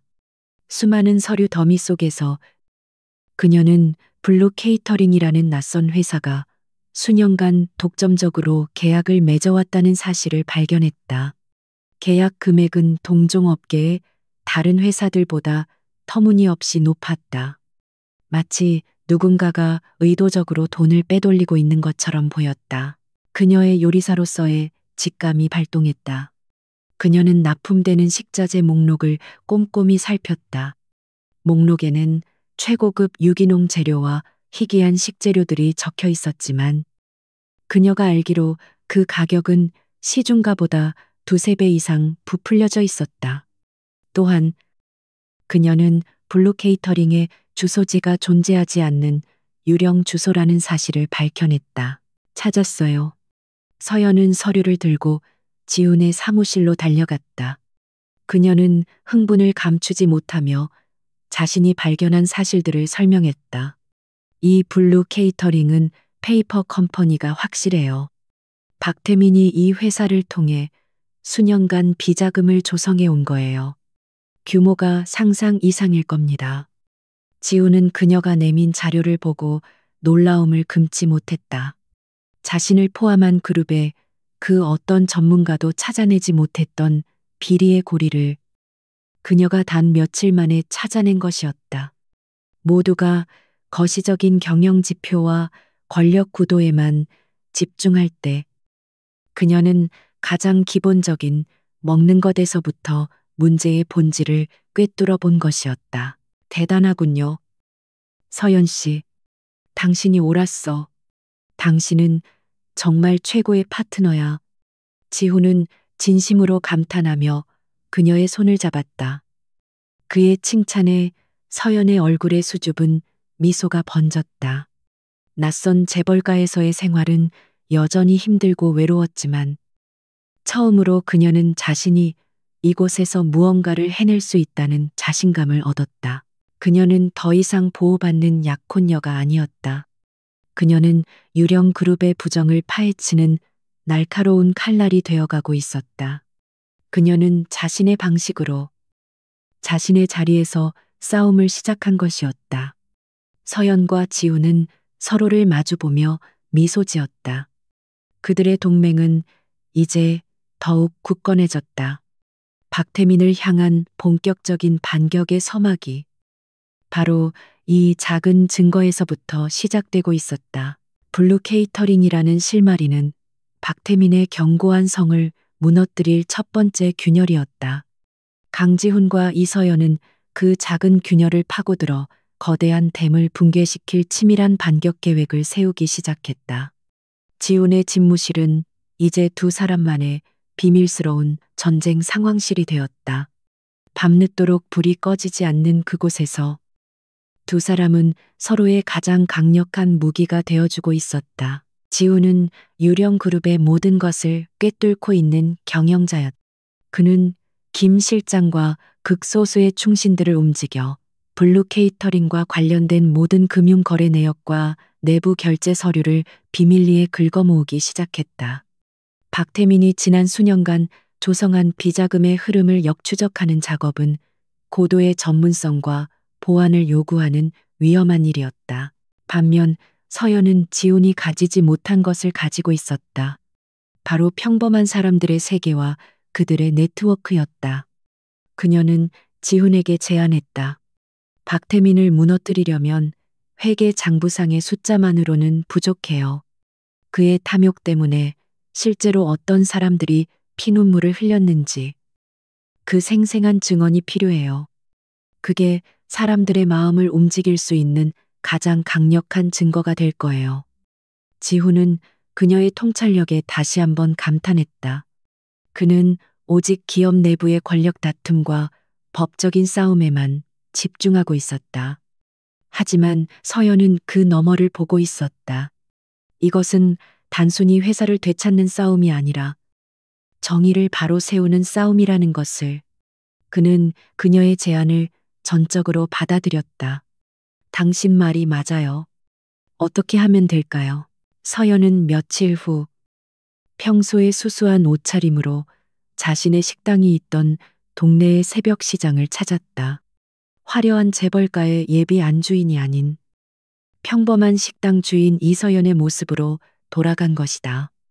그녀는 과거 자신에게 신선한 채소를 납품해주던 최 씨 아저씨를 찾아갔다. 그는 시장 상인들 사이에서 신망이 두터운 인물이었다. 최 씨 아저씨는 서연을 보고 반갑게 맞이했지만 이내 얼굴에 그늘이 졌다. 서연이 조심스럽게 블루 케이터링에 대해 묻자 그의 얼굴은 분노로 굳어졌다. 그놈들 말도 마쇼, 유령, 그룹 등에 없고 우리 같은 영세 상인들, 피 빨아먹던 악질 중에 악질들이지. 헐값에 납품하라고 협박하고 말 안 들으면 세무조사 넣는다고 으름장 놓고 결국 우리 다 망하게 하고 자기들이 독점 계약 다 따냈지. 최 씨 아저씨의 증언은 시작에 불과했다. 그는 서연의 손을 잡고 시장 곳곳을 돌며 블루 케이터링과 박태민의 하수인들에게 피해를 본 다른 상인들을 소개해 주었다. 그들의 이야기는 모두 비슷했다. 부당한 압력, 교묘한 협박, 그리고 결국 모든 것을 빼앗긴 억울함. 서연은 그들의 증언을 하나하나 녹음하고 그들이 가지고 있던 불공정 계약서, 사본과 협박 문자를 증거로 수집했다. 그녀가 모은 증거들은 단순한 서류가 아니었다. 그것은 박태민의 탐욕이 짓밟은 평범한 사람들의 삶과 눈물이 담긴 기록이었다. 그녀는 며칠 동안 시장을 누비며 수십 명의 피해자들을 만났다. 처음에는 경계하던 사람들도 진심으로 그들의 아픔에 공감하고 함께 분노하는 서연의 모습에 점차 마음을 열고 자신들의 이야기를 털어놓았다. 같은 시각, 지훈의 팀도 결정적인 증거를 확보하는 데 성공했다. 김 실장은 마침내 블루 케이터링의 자금이 흘러들어간 차명 계좌의 주인이 박태민의 아내라는 사실을 밝혀냈다. 또한 그 비자금이 유령 그룹의 이사들 몇몇에게 뇌물로 건네진 정황까지 포착했다. 박태민의 배임과 횡령, 그리고 뇌물 공여 혐의를 입증할 완벽한 퍼즐 조각들이 맞춰지고 있었다.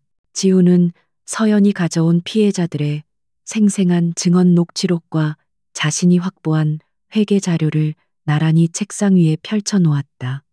차가운 숫자와 뜨거운 눈물이 만나는 순간이었다. 이 두 가지 증거가 합쳐졌을 때 그 파괴력은 상상을 초월할 것이었다. 박태민은 더 이상 법망을 교묘하게 빠져나갈 수 없을 터였다. 한편 구속 수사를 받던 박태민은 유령 그룹의 막강한 변호인단을 이용해 교묘하게 법망을 빠져나가고 있었다. 그는 모든 혐의를 부인하며 모든 것이 실무진의 실수라고 책임을 떠넘겼다. 동시에 그는 옥중에서도 자신의 사람들을 움직여 반격을 준비하고 있었다. 그의 목표는 단 하나, 다가오는 임시 주주총회였다. 그는 아직 자신을 따르는 이사들이 과반수 이상이라고 믿고 있었다. 그는 주주총회에서 강지훈의 경영 능력 문제를 제기하고 자신에 대한 수사는 강지훈이 꾸민 음모라고 주장하여 여론을 뒤집을 계획이었다. 만약 주주총회에서 강지훈의 해임안을 통과시킬 수만 있다면 그는 모든 것을 되돌릴 수 있다고 생각했다. 그의 오만함은 여전했다. 마침내 운명의 날, 유령그룹 임시 주주총회 소집 공고가 떴다. 지훈과 서연은 서로를 마주 보았다. 길고 길었던 싸움의 종지부를 찍을 마지막 결전의 날이 다가온 것이다. 그들의 손에는 박태민의 죄를 입증할 완벽한 창과 방패가 들려 있었다. 준비됐어요. 지훈이 서연의 손을 잡으며 물었다. 그의 눈에는 굳은 결의와 함께 그녀에 대한 깊은 신뢰가 담겨 있었다. 서연은 고개를 끄덕였다. 그녀의 눈빛은 더 이상 두려움으로 흔들리지 않았다. 당신과 함께라면요. 그녀의 대답에 지훈은 부드럽게 미소 지었다. 주주총회가 열릴 대강당은 폭풍전야의 고요함에 휩싸여 있었다. 수많은 주주들과 기자들이 자리를 메우고 대한민국 재계의 운명을 가를 세기의 대결을 기다리고 있었다. 한쪽에는 자신의 왕좌를 되찾으려는 젊은 황제 강지훈과 그의 미스터리한 파트너 이서연이, 다른 한쪽에는 모든 것을 잃을 위기에 처한 탐욕스러운 찬탈자 박태민이 서 있었다. 이제 곧 마지막 막이 오를 것이었다. 임시 주주총회가 열리는 날 아침, 유령그룹 본사 건물 주변은 수많은 취재진과 주주들로 인산인해를 이루었다. 대한민국 재계의 명운을 가를지도 모를 세기의 대결에 온 나라에 관심이 쏠려 있었다. 강당 내부는 팽팽한 긴장감으로 금방이라도 터져버릴 듯 팽팽했다. 주주들은 저마다 다른 표정으로 의장석을 바라보고 있었다. 보석으로 잠시 풀려난 박태민이 먼저 모습을 드러냈다. 그는 수척해졌지만 눈빛만은 여전히 독사와 같이 번뜩였다. 그는 자신을 따르는 이사들과 함께 당당하게 입장하며 자신을 지지하는 주주들에게 손을 흔드는 여유까지 보였다. 그는 아직 게임이 끝나지 않았다고, 자신이 이길 것이라고 굳게 믿고 있었다. 잠시 후 강지훈과 이서연이 나란히 강당으로 들어섰다. 지훈은 흔들림 없는 당당한 걸음걸이로, 서연은 그의 곁에서 차분하지만 굳은 표정으로 그와 함께했다. 그녀의 등장은 장내에 작은 술렁임을 일으켰다. 평범한 식당 주인에서 하루아침에 재벌가의 중심에 선 그녀의 존재는 여전히 많은 이들에게 호기심과 의구심의 대상이었다. 총회가 시작되고 의장의 개회 선언과 함께 곧바로 박태민 측의 공세가 시작되었다. 박태민이 지명한 한 이사가 단상 위로 올라가 강지훈을 맹렬하게 비난했다. 그는 지훈이 그룹을 사적인 감정으로 위기에 빠뜨렸으며 검증되지 않은 여인을 곁에 두어 그룹의 품위를 손상시켰다고 주장했다. 그의 선동적인 연설에 박태민 측 주주들 사이에서 동조의 박수가 터져나왔다.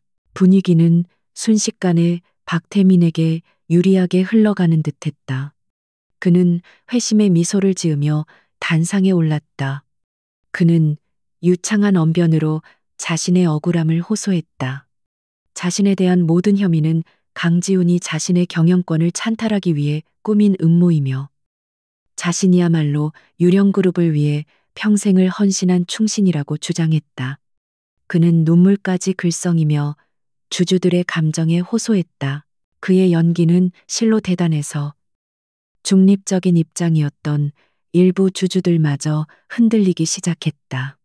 강당의 분위기는 완전히 박태민에게 넘어간 것처럼 보였다. 박태민은 승리를 확신하며 의장에게 강지훈 회장 해임안을 긴급 안건으로 상정해달라고 요청했다. 장내는 이제 폭발 직전의 화약고와 같았다. 바로 그때 강지훈이 조용히 자리에서 일어났다. 그는 단상으로 걸어나가 마이크 앞에 섰다. 강당의 모든 시선이 그에게로 쏠렸다. 그는 박태민처럼 감정에 호소하지 않았다. 대신 차갑고 논리적인 목소리로 입을 열었다. 작은아버지의 연설. 아주 감명 깊게 들었습니다. 하지만 기업 경영은 연극 무대가 아닙니다. 진실은 오직 팩트와 데이터로만 증명될 뿐입니다. 그의 말이 끝나자마자 강당의 거대한 스크린의 영상이 재생되기 시작했다. 영상 속에는 블루 케이터링이라는 유령 회사의 자금이 어떻게 박태민의 아내와 측근들의 차명 계좌로 흘러들어갔는지 보여주는 상세한 금융 거래 내역이 펼쳐졌다. 수백억 원에 달하는 돈이 지난 몇 년간 조직적으로 횡령되고 있었음이 명백하게 드러났다. 장내는 찬물을 끼얹은 듯 조용해졌다. 박태민의 얼굴이 하얗게 굳어졌다. 하지만 그는 애써 태연한 척하며 소리쳤다. 조작이야. 저건 전부 조작된 자료다. 나는 모르는 일이다. 그의 발악에 지훈은 다음 자료를 공개했다. 그것은 박태민이 블루 케이터링의 대표에게 직접 업무를 지시하는 내용이 담긴 비밀 녹음 파일이었다. 이 목소리도 조작이라고 하시겠습니까? 지훈의 서늘한 목소리가 강당에 울려 퍼졌다. 박태민은 더 이상 아무 말도 하지 못했다. 그의 이마에 식은땀이 흘러내렸다. 주주들은 경악과 분노로 술렁이기 시작했다. 하지만 지훈의 공격은 아직 끝나지 않았다. 그는 마지막 카드를 꺼내 들었다. 지금까지는 유령그룹이라는 기업이 입은 금전적 피해에 대한 이야기였습니다. 하지만 지금부터는 돈으로 환산할 수 없는 진짜 피해자들의 이야기를 들려드리고자 합니다. 그는 옆에 조용히 서 있던 서연에게 자리를 양보했다. 처음으로 공식적인 석상에 서게 된 서연에게 모든 스포트라이트가 쏟아졌다. 서연은 잠시 눈을 감고 깊은 숨을 내쉬었다. 그리고 천천히 입을 열었다. 그녀의 목소리는 떨리지 않았다. 오히려 단단하고 힘이 있었다. 저는 경영인은 아닙니다. 저는 그저 작은 식당에서 사람들에게 따뜻한 밥 한 끼를 대접하던 요리사였습니다. 그래서 저는 숫자가 아닌 사람의 얼굴을 기억합니다. 박태민 부회장님의 탐욕 때문에 피눈물을 흘렸던 사람들의 얼굴을 말입니다. 그녀의 말이 끝나자 스크린에는 새벽 시장의 상인들이 등장하기 시작했다. 최 씨 아저씨를 비롯한 수많은 피해자들이 카메라 앞에서 자신들이 겪었던 억울한 일들을 눈물로 증언했다. 헐값에 납품을 강요당하고 부당하게 거래를 끊기고 결국 평생을 바친 가게를 잃어야 했던 그들의 생생한 목소리가 강당을 가득 메웠다. 서연은 그들의 증언이 이어지는 동안 그들의 이야기를 차분하게 덧붙여 설명했다. 그녀는 어떤 과장이나 감정적인 호소도 하지 않았다. 그저 담담하게 사실만을 전달했다. 하지만 그녀의 목소리에는 그들의 아픔에 대한 깊은 공감과 부당한 현실에 대한 뜨거운 분노가 담겨 있었다. 기업의 이익이라는 이름 아래 이렇게 많은 사람들의 삶이 짓밟려도 되는 것입니까? 이것이 유령 그룹이 추구하는 가치입니까? 서연의 마지막 질문은 강당에 앉아 있는 모든 주주들의 심장을 파고드는 날카로운 비수와도 같았다. 그녀는 기업의 사회적 책임과 윤리라는 근본적인 질문을 던진 것이었다. 강당은 완전한 침묵에 휩싸였다. 아무도 입을 열지 못했다. 서연의 연설은 그 어떤 회계 자료나 법적 증거보다도 강력한 힘을 가지고 있었다. 그것은 사람들의 마음을 움직이는 진심의 힘이었다. 주주들은 더 이상 박태민을 단순한 횡령범이 아닌 평범한 사람들의 삶을 파괴한 악인으로 인식하기 시작했다. 모든 것이 끝났음을 직감한 박태민은 이성을 잃고 발악했다. 저 여자가 저 천박한 것이 감히 나를 모함해. 그가 서연에게 달려들려던 순간 입구를 지키고 있던 검사들과 수사관들이 들이닥쳐 그의 팔을 붙잡았다.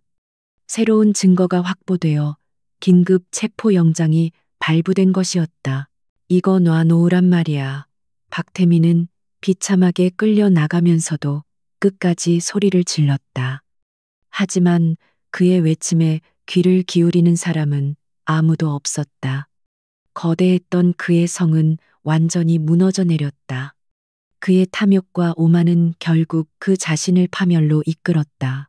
모든 상황이 종료된 후 강당에서는 우레와 같은 박수 소리가 터져 나왔다.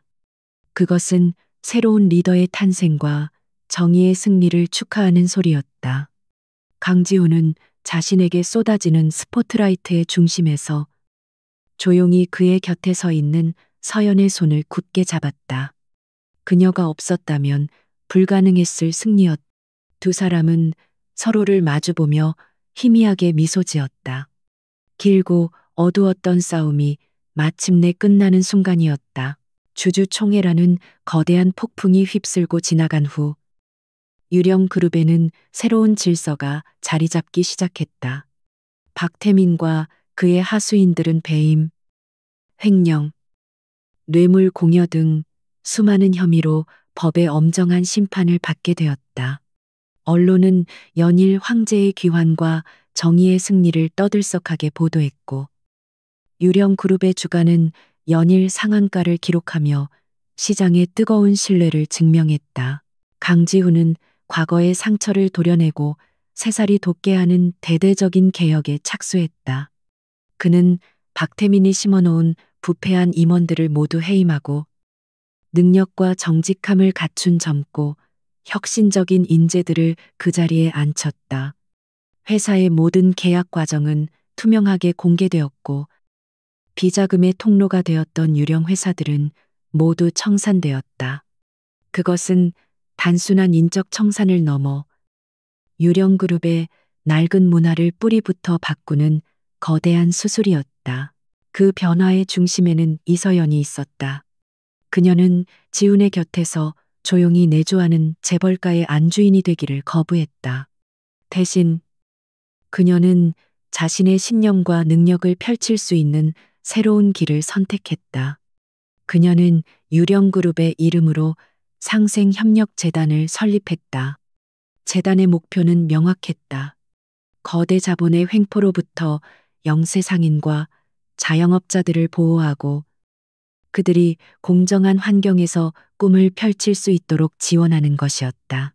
그녀는 재단의 이사장으로서 과거 자신을 도왔던 최 씨 아저씨와 같은 시장 상인들을 직접 찾아다녔다.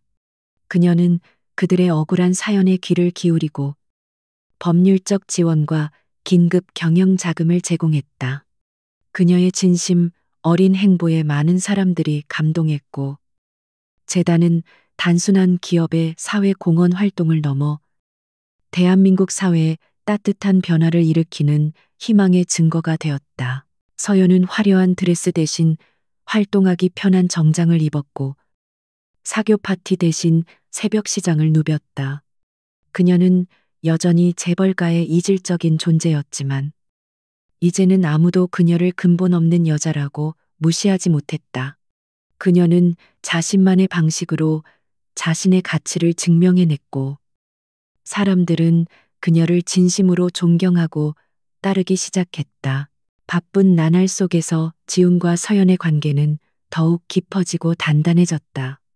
그들은 더 이상 공동의 적을 앞에 둔 전투 파트너가 아니었다. 서로의 상처를 보듬고 서로의 꿈을 응원하는 인생의 동반자가 되어가고 있었다. 지훈은 밤늦게까지 재단 일로 피곤해하는 서연을 위해 서툰 솜씨로 야식을 만들어 주었고 서연은 거대한 그룹을 이끄는 지훈의 외로운 어깨를 말없이 감싸 주었다. 어느 맑은 가을날 저녁, 지우는 서연을 차에 태우고 어디론가 향했다. 차가 멈춘 곳은 익숙한 골목. 바로 그녀의 작은 식당, 따뜻한 식사 앞이었다. 철거 위기 속에서 엉망으로 부서졌던 식당은 예전보다 더 아늑하고 정갈한 모습으로 완벽하게 복원되어 있었다. 따뜻한 오렌지색 불빛이 창밖으로 새어나오고 있었다. 이건 서연이 놀라움의 말을 잇지 못하자 지훈이 그녀의 손을 잡고 식당 안으로 이끌었다. 가게 안은 텅 비어 있었지만 테이블 위에는 촛불과 함께 정갈하게 차려진 두 사람만의 저녁 식사가 준비되어 있었다. 그가 직접 준비한 것이었다. 우리가 처음 만났던 곳에서 다시 시작하고 싶었어요. 지훈이 그녀를 의자에 앉히며 말했다. 그는 그녀의 맞은편에 앉아 지난 시간들을 회상했다. 그날 밤, 이 가게 처마 밑에서 비를 피하던 때가 기억나요. 세상 모든 것을 잃었다고 생각했을 때, 당신은 나에게 아무것도 묻지 않고 따뜻한 밥 한 끼를 내주었죠. 그 밥 한 그릇이 나를 다시 살게 했습니다. 그의 목소리는 진솔한 감정으로 가득 차 있었다. 그는 자리에서 일어나 서연의 곁으로 다가와 한쪽 무릎을 꿇었다. 그의 손에는 작은 벨벳 상자가 들려 있었다. 그가 상자를 열자 화려하지는 않지만 맑고 영롱하게 빛나는 작은 다이아몬드 반지가 모습을 드러냈다. 지난번의 청혼은 당신을 지키기 위한 전략이었습니다. 하지만 오늘은 아닙니다. 그는 서연의 눈을 깊이 바라보며 세상에서 가장 진지한 목소리로 말했다. 이서연 씨, 당신의 따뜻함과 강인함을 사랑합니다. 당신의 신념과 용기를 존경합니다. 나와 평생을 함께 해주시겠습니까? 더 이상 당신의 보호자가 아닌 당신의 곁에서 나란히 걷는 남편이 되고 싶습니다. 그것은 더 이상 생존을 위한 동맹 제안이 아니었다. 한 남자가 한 여자에게 바치는 꾸밈없고 진실된 사랑의 약속이었다. 서연의 눈에 어느새 뜨거운 눈물이 고였다. 그녀는 고개를 끄덕이며 활짝 웃었다. 그녀의 눈물은 슬픔이 아닌 넘치는 행복과 감동의 결정체였다. 네, 그럴게요. 지훈 씨. 지훈은 떨리는 손으로 그녀의 네 번째 손가락에 반지를 끼워 주었다. 반지는 마치 처음부터 그녀의 것이었던 것처럼 꼭 맞았다. 그는 그녀의 손등에 부드럽게 입을 맞추고 자리에서 일어나 그녀를 자신의 품에 가득 안았다. 작은 식당 안은 두 사람의 따뜻한 사랑으로 가득 찼다. 몇 달 후, 그들은 수많은 사람들의 축복 속에서 소박하지만 의미 있는 결혼식을 올렸다. 그들은 결혼 후에도 평창동의 차가운 대저택이 아닌 도심 속의 소박한 아파트를 신혼집으로 꾸렸다. 이서연은 유령그룹 재단 이사장 일과 함께 주말에는 다시 따뜻한 식사의 문을 열었다.